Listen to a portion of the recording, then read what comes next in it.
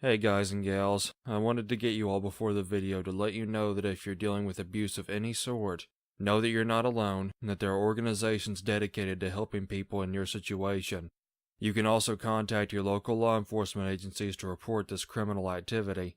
Know that you're not alone and that nothing happening to you right now is your fault. Be sure to check out the link in the description in order to get the help that you need. Stay safe and enjoy the video.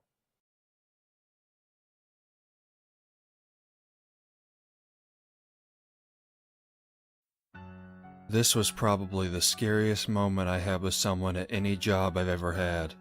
I still sometimes have nightmares about this, and to this day, I still live in the same area.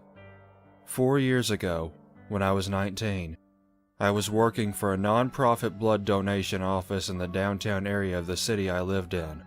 I did check-ins, screenings, the medical questions and data entry, and I took regular blood donations, otherwise called whole blood. Being in the middle between the hospital district and the poorest area of the city, we got a lot of unique characters coming into our office. We didn't pay people for donating, so a lot of homeless people would come in, and we would give them snacks and water and a place to cool off. We never had any trouble with any of them. On the other side of the spectrum, we had doctors, surgeons, and retired businessmen who would come in often. They ranged from being perpetually tired to very stuck up. In this particular incident, we had a donor come in who looked like he had just finished a couple of rounds of golf. He was in his 40s, dark hair, with light eyes and lightly tanned skin. He was well dressed in sporty attire and had a calm and kind disposition. After he checked in, we moved to the private screening rooms.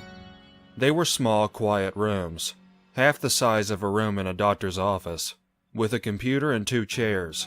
Everything seemed normal. He was in to donate platelets for the first time in several years. I ask for his name. He gives me a smirk and tells me he won't give me his until I give him mine. I tell him my name, Ella, and he tells me his. David, he answered. A lot of donors, especially men, would be silly or a little flirty during their screenings, especially the really old men, so I'm not entirely frazzled just yet. While we fill out the rest of his information, he continues questioning me before giving me the answers I need to finish the screening. When I asked him his address, David leaned closer to me, his eyes drilling into mine. "Where do you live?" he replied, not breaking eye contact with me. I tell him I lived an hour away from the center, which was the truth, up north in a suburb. Obviously, I wasn't going to give him my address, and at this point, I was starting to get very uncomfortable by the way he was looking at me. Perhaps it was the consistent, unblinking eye contact, or maybe it was because I couldn't read any of his emotions. He spells out his address, catching me by surprise. He lived about 10 minutes away from me. "Where do you live, Ella?" David asked again, his voice a little lower this time. Without looking at him, I tried to brush it off. "Up north, in a suburb," I repeat, trying to make him see that I wasn't interested in pursuing this conversation anymore. We moved on to his age. Again, he asked me what my age is before he would give me his. I told him 24, which was an outright lie. I did this purposely, because a lot of donors wouldn't want me to be their phlebotomist knowing I was only 19. If I didn't meet my required number of donors, my job was at risk. People assumed I was more qualified if I told them my age was 24, and my supervisor was the one who advised me to lie about my age. My age doesn't matter in the long run. I know it was lying and it was unprofessional, but I had to keep my job. I try to sound as disinterested in our conversation as possible, wanting to beg him for silence. By this point, he was quite jittery. He wrung his hands together, crossing his legs uncomfortably tight, with light sweat on his brow. I still couldn't tell if he was just trying to make small talk or if I somehow made him nervous. As I'm taking his blood pressure, he asked me a different question. "Do you ever go walking in Elm Park?" he asked, again staring at me with a smile tugging at the corner of his lips. At this point, my heart began to race a little. I did walk that park trail a lot, usually with friends.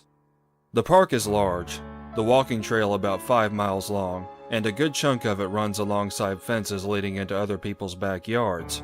The houses were a bit run down, but large, with a fair distance between them. Half the trail is also through a wooded area, sandwiching the trail between backyards and woods.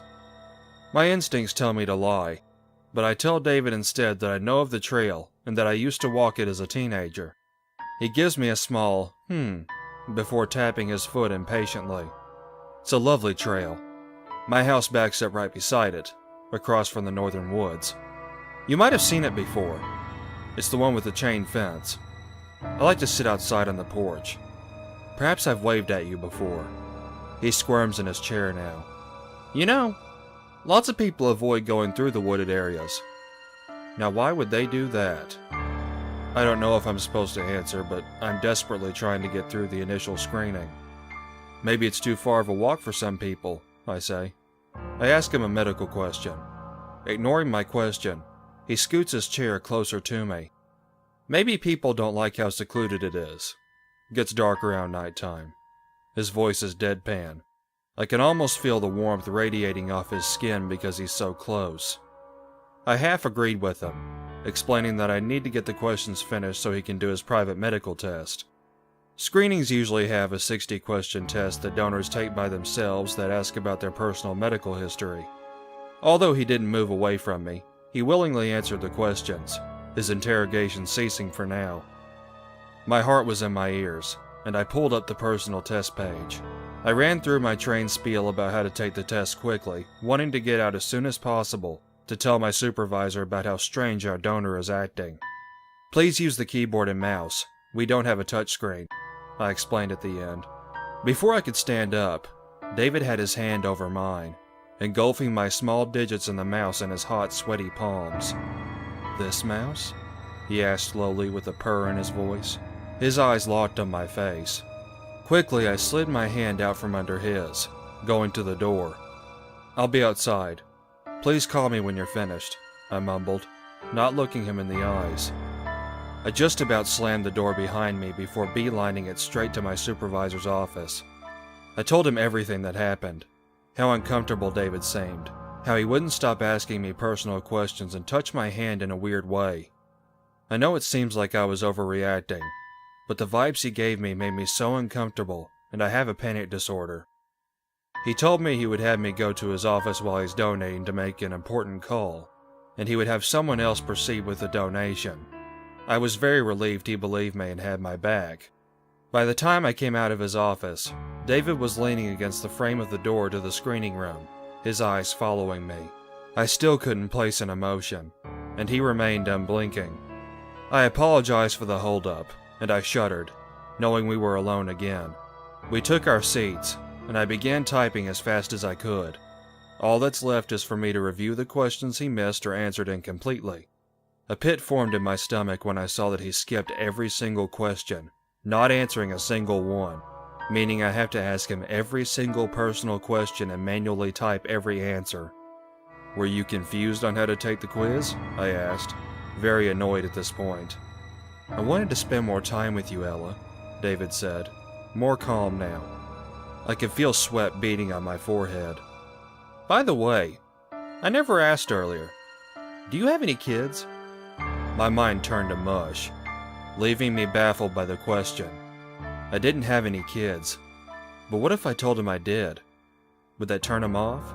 Would knowing that I had a partner turn him away? Although I wasn't in a relationship, I told him I had one child, a daughter, and that I lived with my long-term boyfriend who was my high school sweetheart.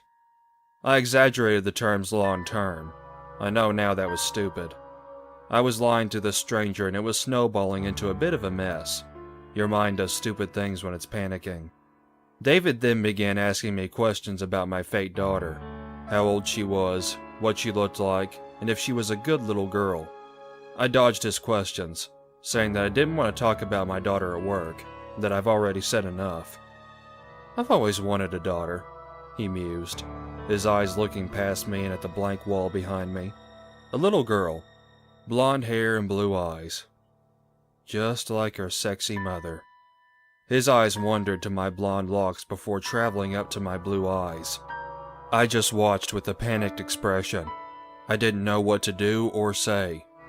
You should come over sometime. I'm sure you don't live very far since we both live up north, he continued. I have some old dolls your daughter might like." He licked his lips. "Are you sure you're truly happy? Boys your age don't know how to treat a woman right."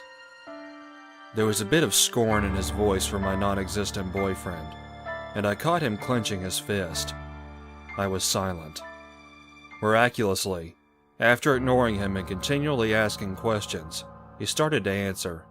I gave him the cold shoulder as I finished his paperwork, making every effort not to give him the opportunity to touch me again. As we stood up to leave the room, he blocked the door, stepping as close to me as he could without being on top of me. He towered over me, and I was very nearly sitting on the computer desk behind me. One of his hands came up to the side of my face, brushing his fingers lightly, running from my temple all the way down to my chin. They continued lower, his other hand rising to meet his other. He wrapped them lightly around my neck for what felt like an eternity. I grabbed his wrist, squeezing as tightly as I could, my nails digging into his skin. After about 15 to 20 seconds, he released me, and I coughed, my hands going up to my neck as a shield in case he decided to do it again. Tears began to form in my eyes, and I was trembling. He just watched me, unmoving. "Ella," he murmured, "don't walk the Elm Park trails. It's not safe." His lips pursed, and his voice was threatening. I felt frozen. I didn't know if I should scream, kick him, or turn into a weeping pile on the floor. All I knew was that I needed to get out of the room. I shuffled around him, swiftly escorting him to my coworker's chair where he could donate. I didn't want to alarm the other donors. My coworker was already told about what was happening, and I went straight to my supervisor's office. It took a while to come down from my anxiety attack, and my supervisor instructed me on how to fill out a report to corporate on David. I stayed there for 1 hour, since donating the platelets took about that long. Once David was gone, my supervisor had a team meeting the next day to explain that I was not to screen David or interact with him. There was only a faint bruise on my neck, and it was only sore for a few hours afterwards. There was really nothing I could show my corporate managers or the police if I wanted to press charges. The company wasn't going to ban someone without evidence that I was threatened or treated poorly by a donor, which was understandable. We also couldn't ask him to go to a different location. From there on out, David came in every 2 or 3 weeks to donate platelets, always asking other staff members if I could screen him or if I was working that day. Each time, my coworkers would tell me how irate he would be when they told him I wasn't working or if I was at lunch. Eventually, he stopped coming altogether. I quit a few months later. My panic disorder was out of control, and I wanted to go back to school. I never walked Elm Park ever again, and still haven't to this day. Some days, I still worry I'll bump into him at the grocery store or at the bank, but it hasn't happened still. I would be happy never seeing him ever again.